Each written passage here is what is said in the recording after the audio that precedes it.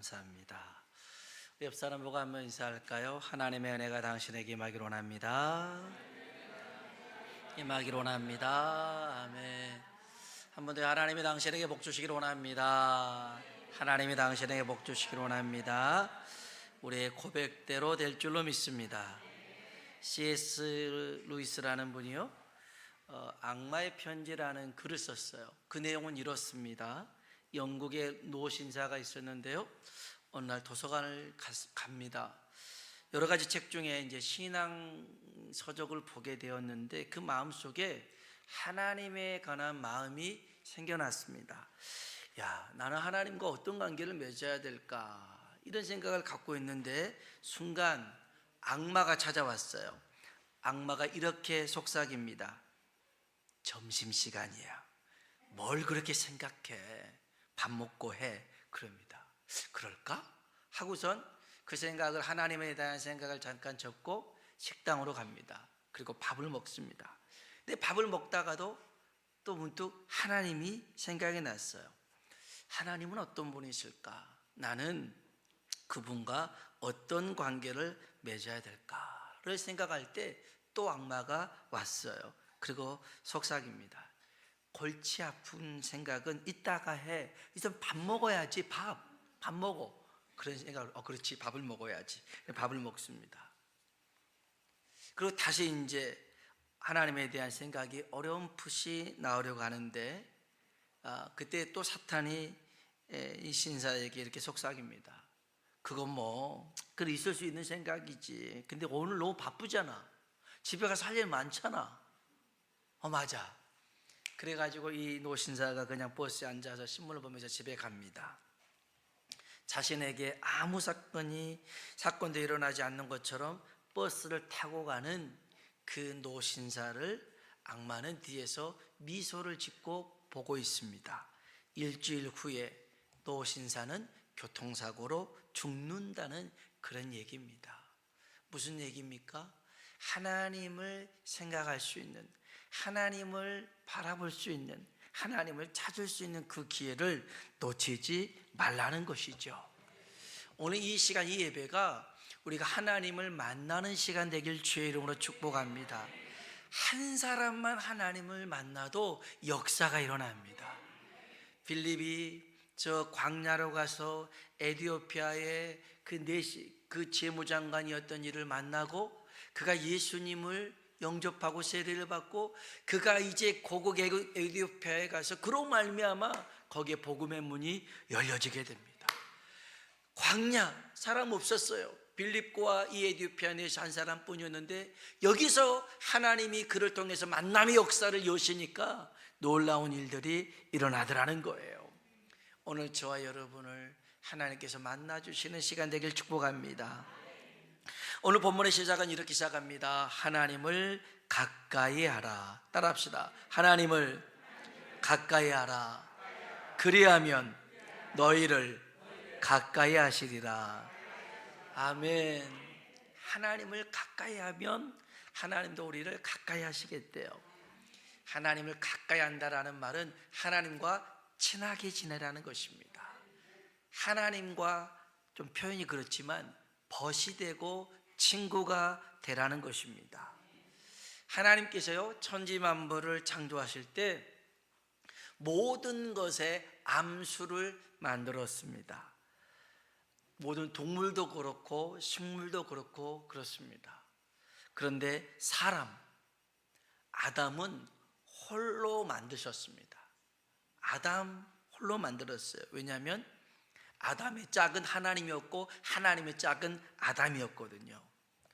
그렇게 이제 살 줄 알았는데 글쎄, 아담이 이렇게 보니까 다른 사람들은 다 짝이 있는데 자기만 짝이 없는 것 같아요. 그래서 굉장히 쓸쓸한 거죠. 그 모습이 너무 안쓰러워서 하나님이 하와를 만들었어요. 다른 재질로, 다른 흙으로 만든 게 아니라 아담의 갈비뼈를 뽑아서 하를 만들었어요. 그러니까 하는 어디서 나왔어요? 아담에게서 나왔단 말이에요. 그러니까 이 둘이지만 결국 하나잖아요. 아담에게서 나왔기 때문에 결국 하나님은 이 아담과 하의 짝이 되어 주시겠다. 벗이 돼주겠다, 그런 말씀이었어요. 그렇게 하나님은 아담과 하와를, 사람을 사랑하길 원하시죠. 우리도 그럴 수 있어요.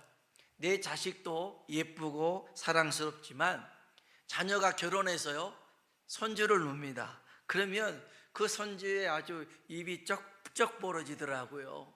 우리 지방의 목사님들 보니까 뭐 맨날 그 손주 자랑하고, 내가 봐도 똑같더만, 지난번하고 똑같더만, 달라졌다고 막 그러면서 막 보여주고 자랑하고 그래요. 제가 그때 깨달았어요. 이제 사람들이 자기가 그 관심을 갖고 그 사랑하는 대상 있잖아요.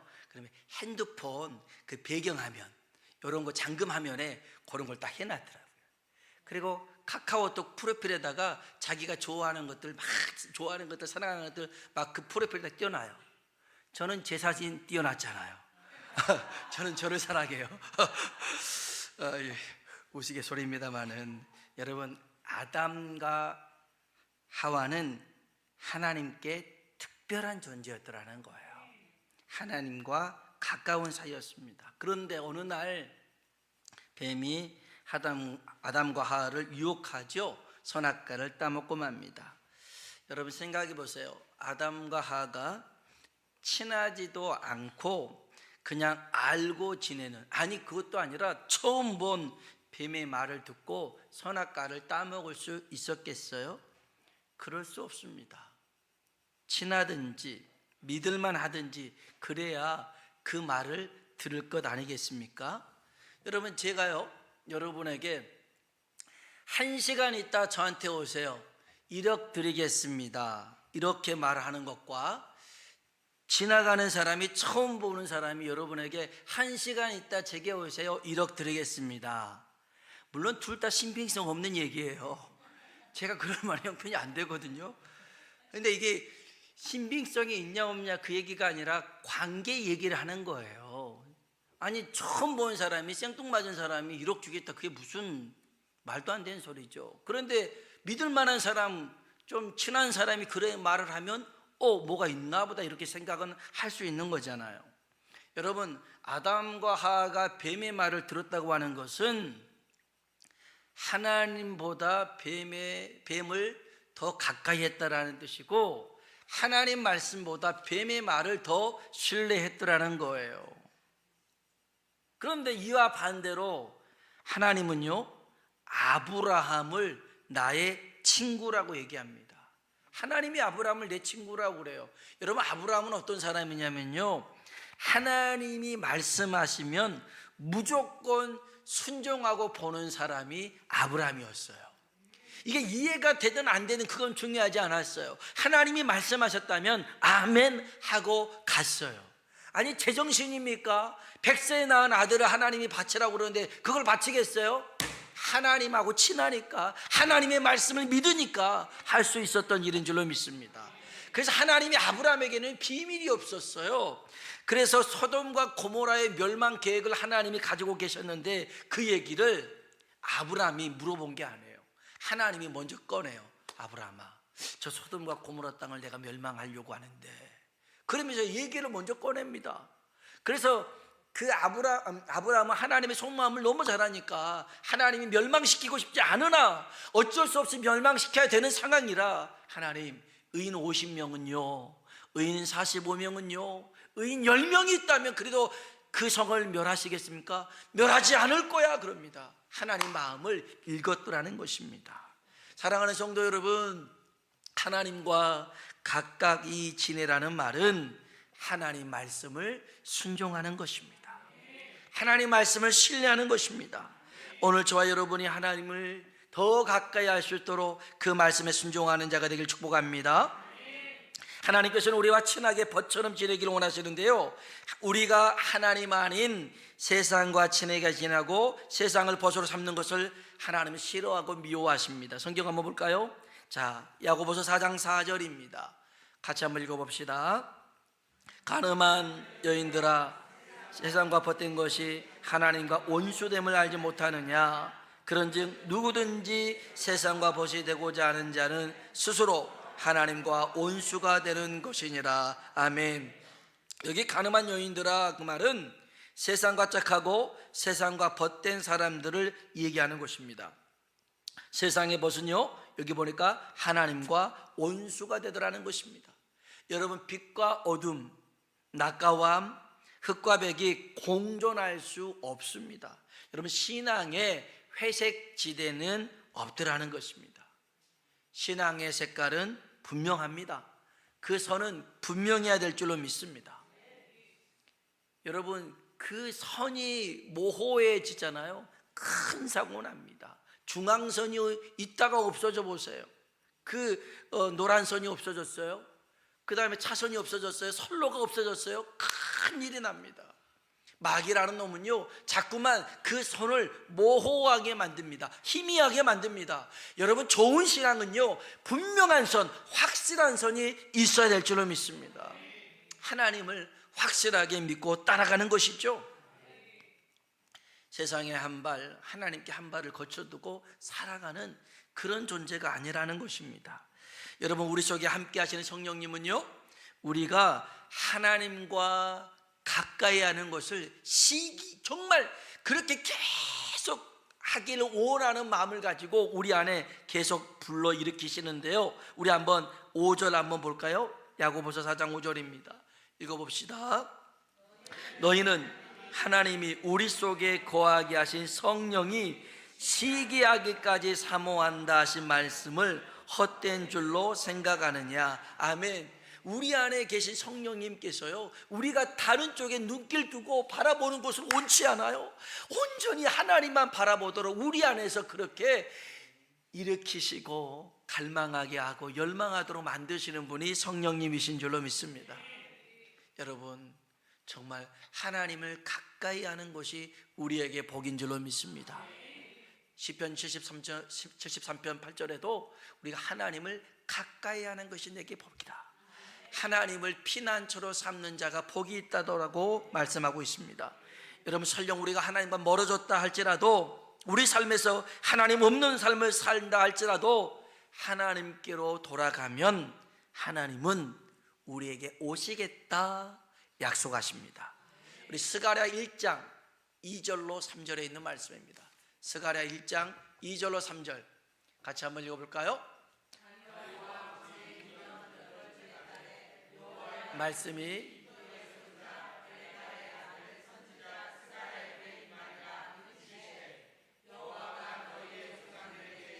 진노하였느니라. 그 다음에요, 3절 없어요? 없어요? 네, 없어요. 그 다음 제가 읽을게요. 그러므로 너는 그들에게 말하기를 만군의 여호와께서 이처럼 이르시되, 한번 따라합시다. 너희는 내게로 돌아오라. 아멘. 너희는 내게로 돌아오라. 만군의 여호와의 말이니라. 그리하면, 따라합시다. 내가 너희에게로 돌아가리라. 하나님의 약속입니다. 너희는 내게로 돌아오라. 그러면 내가 너에게로 돌아가리라.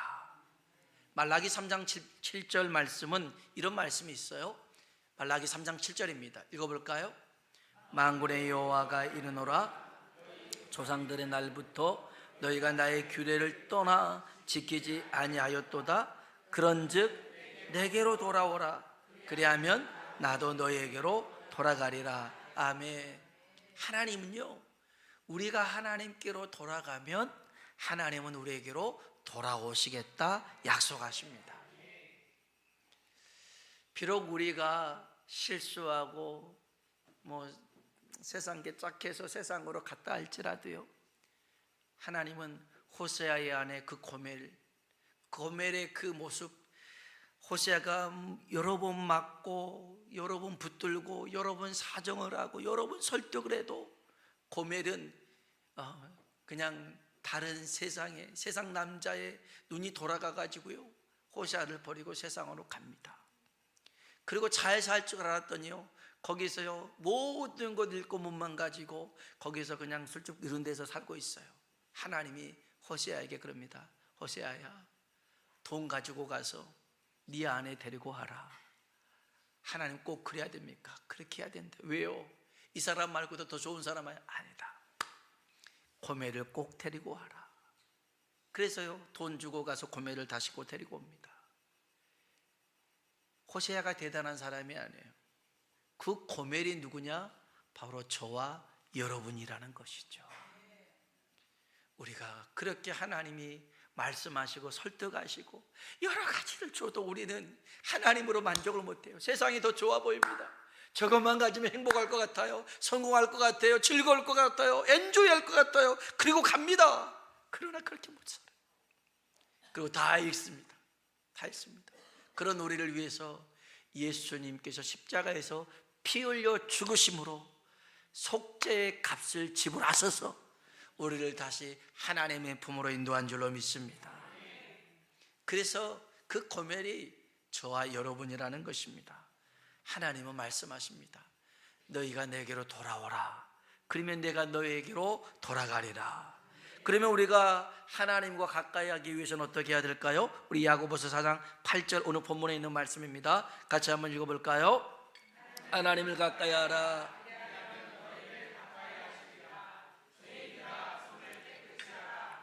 두 마음을 품은 자들아 마음을 성결하게 하라. 아멘. 첫 번째는요, 죄인들아 뭘 깨끗하게 하라고요? 손을 깨끗하게 하라 그럽니다. 손이라고 하는 것은 외형적인 죄를 말합니다. 드러난 죄를 말하는 것이죠. 우리의 삶 속에서 드러나는 여러 가지 죄를 바로 손이라고 의미합니다. 스가랴가요, 아까 스가랴 1장 3절에 너희는 내게로 돌아오라 그러면 내가 너에게 돌아가리라 했는데, 이 스가랴 시대에 그들이 무슨 일을 했냐면 악한 길, 악한 행위를 했습니다. 우상을 숭배했습니다. 하나님이 아닌 사람을 의지하기 시작합니다. 그리고 자기 뜻대로 살아갔습니다. 그런 일로 하나님과 멀어지고 말았죠. 그런 일을 악한 일, 악한 행동이라고 했는데 이걸 불순종이라고 합니다. 그 불순종에서 돌아오라. 말라기의 말씀에서는요, 너희가 내게로 돌아오라고 했잖아요. 그들은 하나님의 것을 훔쳤습니다. 도적질했습니다. 하나님의 것은요, 하나님 앞에 드릴 때는 정말 가장 좋은 것을 드려야 되는데 자기에게 있어서 버려도 될 만한 것들, 가끔 어디 누구 구호품을 보낸다고 할 때 그 구호품 속에 쓰레기를 넣어서 버리는 사람이 있다고 해요. 쓰레기를 보내서 못 입는 옷들, 막 이거는 이제 버려도 누가 안 가져갈 옷들을 구호품으로 보낸 사람도 있다라는 거예요. 그때 자기 장동을 정리한다라는 거죠. 참 그런 나쁜 사람들이 있는데, 이때 당시 사람들이 그랬어요.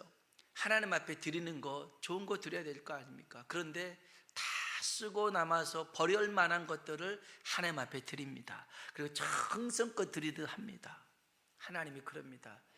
야, 누가 좀 성전 문 좀 닫았으면 좋겠다. 물질 예물 드리려고 오는 그 손길 막았으면 좋겠다. 야, 니들이 지금 나한테 드리려고 하는 이 예물을 총독한테 드려봐라. 총독이 기쁘게 받겠니? 하나님이 그 말씀을 하셔요. 그리고 하나님 앞에 드리고자 하는 그런 11조도요, 그들이 드리질 않습니다. 그래서 분명하게 얘기한 게 뭐냐면, 너의 그런 삶 속에 드러나는 죄악들의 모습을 돌이키라는 것이죠. 그게 바로 죄인들의 손을 깨끗게 하라는 거였습니다. 세례 요한은 그렇습니다. 사람들이 자기에게 왔을 때 이렇게 외칩니다. 바리새인 서기관들한테요, 회개에 합당한 열매를 맺어라. 회개는 입으로만 한 게 아니라는 겁니다. 합당한 열매가 있어야 된대요. 그러면 어떻게 우리가 회개할까요? 어떻게 해야 됩니까? 물어보니까 이렇게 얘기합니다. 옷 2벌 있는 자는 없는 자에게 1벌 나눠줘라. 먹을 거 많은 사람은 너무 굶주린 자들에게 나눠줘라. 세리들은 부과한 것 외에 다른 것을 부과하지 말라. 군인들은 다른 사람들 거 억압해 가지고 강탈하지 말고 네 급료에 족한 줄 알아. 그런 삶의 세세한 부분들을 일러주고 있더라는 것입니다. 사랑하는 성도 여러분, 우리의 삶이 거룩해야 하나님이 우리와 함께 하실 줄로 믿습니다. 내 삶이 지저분하고 냄새나고 죄로 가득 차 있는데 하나님이 함께 할 수가 없어요. 그래서요, 창세기 37장에 보면, 35장에 보면 이제 야곱이 자기를 만나 주셨던 그 하나님, 베델의 하나님을 만나러 가는데 그 만나기 앞서서 먼저 했던 행동이 있어요. 우리 창세기 35장 볼까요? 창세기 35장 1절로 5절까지만 봐도 될 것 같은데, 우리 창세기 35장 1절로 5절 같이 한번 읽어보겠습니다. 올라가서 거기 거주하며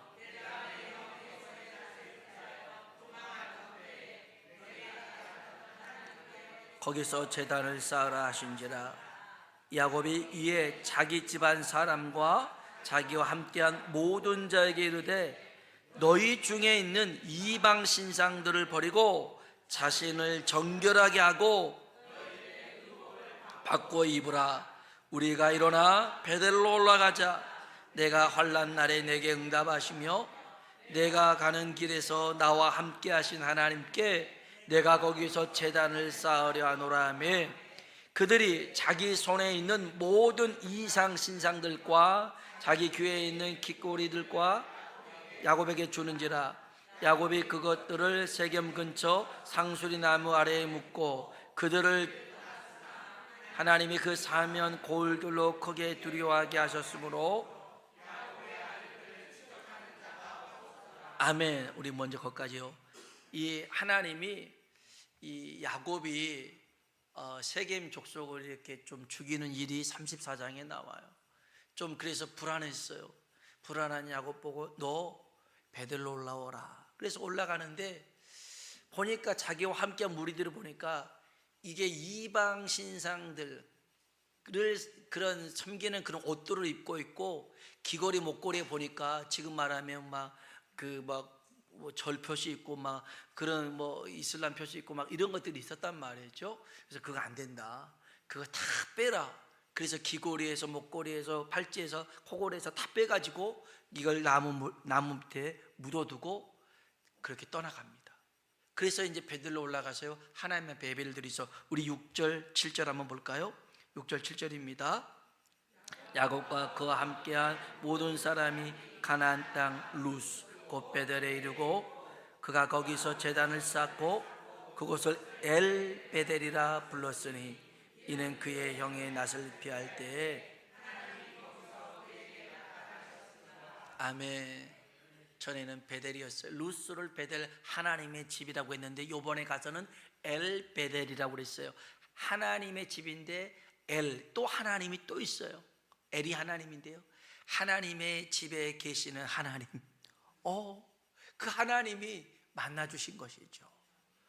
야곱은 비록 저 바단 아람 이방 나라에서 20년 살았지만 하나님 앞에 서야 될 때는 어떤 모습으로 서야 되는 줄 알았단 말이죠.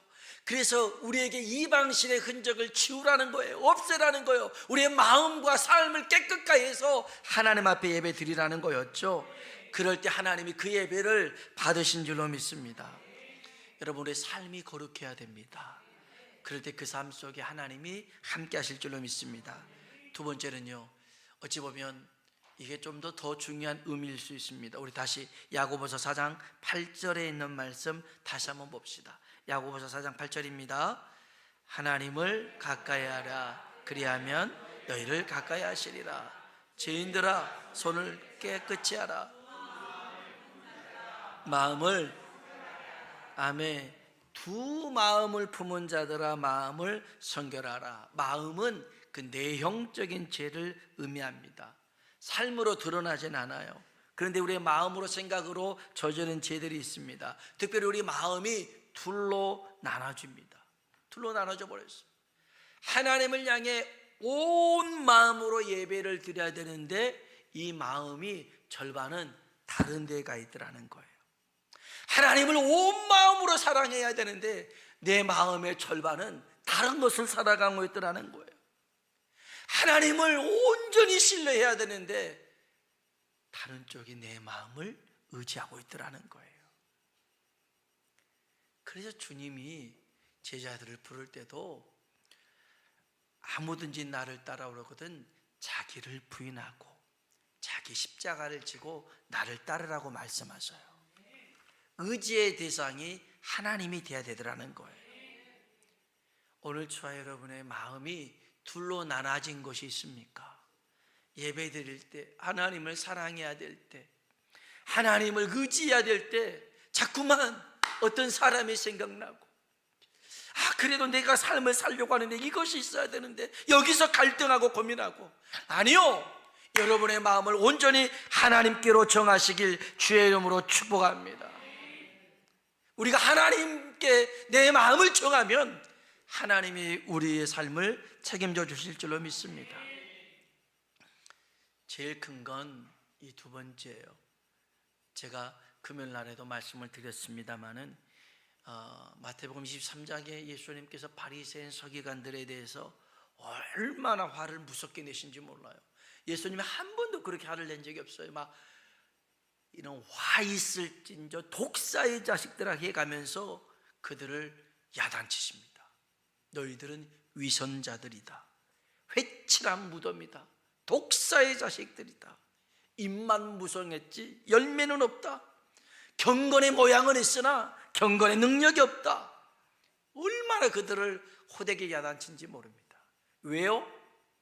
마음이 병들었거든요. 마음이 병들었어요. 그래서 보기는 보아도 듣기는 들어도 보질 못합니다. 듣질 못합니다. 깨닫질 못합니다. 안타까운 거죠. 오늘 저와 여러분의 삶 속에 손을 깨끗게 하고 오늘 우리 두 마음을 정리해서 하나님께로 향해야 될 줄로 믿습니다. 오늘 야고보는 그렇게만 끝내지 말고 여기 9절에 좀 더 구체적으로 얘기합니다. 9절 말씀 읽어볼까요? 슬퍼하며 애통하며 울지어다. 너희 웃음을 애통으로, 너희 즐거움을 근심으로 바꿀지어다. 아멘. 슬퍼하며 애통하며 울어라. 지금은 웃고 살 때가 아니야. 지금은 니들이 울어야 될 때야. 마태복음 11장에 보면 예수님께서 마지막 때를 비유로 하신 말씀이 있어요. 우리 한번 성경 마지막으로 한번 볼까요? 마태복음 11장 16절로 17절입니다. 읽어봅시다. 이 세대를 무엇으로 비유할까? 비유하건대 아이들이 장터에 앉아 제 동물을 불러 이르되 우리가 너희를 향하여 피리를 불어도 너희가 춤추지 않고 우리가 슬피 울어도 너희가 가슴을 치지 아니하였다 함과 같도다. 아멘. 하나님이 말씀하셔도 아무런 반응을 하지 않더라는 거예요. 그에게 말씀을 선포해도 그냥 시큰둥 넘어가더라는 거예요. 요엘서에 보면 그런 말씀이 있어요. 너희가 하나님 앞에 돌아올 때 옷을 찢지 말고 마음을 찢으라는 겁니다. 이스라엘 백성들은 슬퍼할 때 정말 괴로운 일이 있을 때 옷을 찢었거든요. 그러면서 그 슬픔을 나타냈는데 이게 어느 때는 하나님 앞에 놨는데 그냥 옷만 찢어요. 옷만 찢어. 마음은 그대로입니다. 저 어렸을 때 신앙생활 할 때 그런 그 선배가 있었어요. 청년이었는데 정말 하나님 앞에 정말 뭔 잘못을 많이 했나 봐요. 그래서 교회 올 때마다 막 가슴을 치면서, 가슴을 치면 좋은데 앞에 있는 그런 장의자 있잖아요. 거기를 막 쳐요. 그러니까 이 친구가 이 사람이 있다 간 자리 보면 다 이거 너덜너덜해졌어요. 근데 교회 의자들을 다 이렇게 이 모양으로 만들어놔요. 아니 장의자를 칠 게 아니라 자기 가슴을 치고 가슴을 찢어야 되는데 그냥 아무 잘못 없는 장의자만 다 고장내놓고 그러더라고요. 아니요. 여러분, 정말 우리가 하나님 앞에 진실로 회개하잖아요. 옷이 아니라 우리의 마음을 찢어가며 주께 돌아올 때 우리를 하나님이 받아주실 줄로 믿습니다. 여러분, 살아온 대로 사는 게 괜찮은 게 아니에요. 어제처럼 오늘 살았다고 해서 내가 잘 사는 게 아니에요. 오늘처럼 내일 산다고 해서 여러분이 잘 사는 게 아니에요. 내 마음이 언제나 변함없이 하나님을 향하고 있을 때, 내 눈길이 온전히 하나님을 향하고 있을 때 보다 우리와 하나님의 관계는 더 가까워질 줄로 믿습니다. 하나님과 가까이 가는 저와 여러분의 삶이 되길 주의 이름으로 축복합니다. 기도하겠습니다. 오늘 하나님이 우리에게 말씀하십니다. 하나님을 가까이 하라. 그리하면 너희를 가까이 하시리라. 좀 솔직해져 볼까요? 여러분 자신에게 하나님 앞에 정직해 봅시다. 여러분은 요즘 무엇을 가까이 하고 있습니까? 어떻게 할 수 있냐고요? 금방 알 수 있어요. 잠잘 때에도, 눈을 뜰 때에도, 밥을 먹을 때에도 늘 생각하고 있는 게 있다면 그걸 여러분이 가까이 하고 있는 거예요.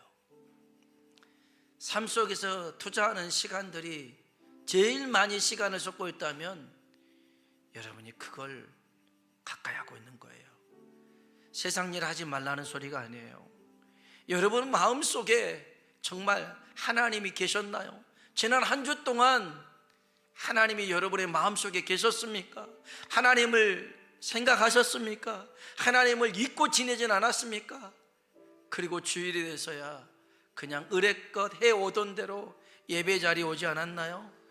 안 됩니다. 안 돼요. 그러면 안 돼요. 오늘 하나님을 떠난 삶이 모든 것을 잃고 멸망할 수밖에 없는 삶이에요. 하나님께로 돌아와야 될 줄로 믿습니다. 하나님을 가까이 하라. 그리하면 너희를 가까이 하시리라. 오늘 이 시간을 통하여 내가 이제 내 손을 깨끗이 하고 내 마음을 하나님께로 정하기로 원합니다. 하나님 은혜를 베풀어 주시옵소서. 긍휼을 도하여 주시옵소서. 우리 다 같이 주님이라 한번 부르고 기도합니다. 주여! 하나님 아버지 감사합니다.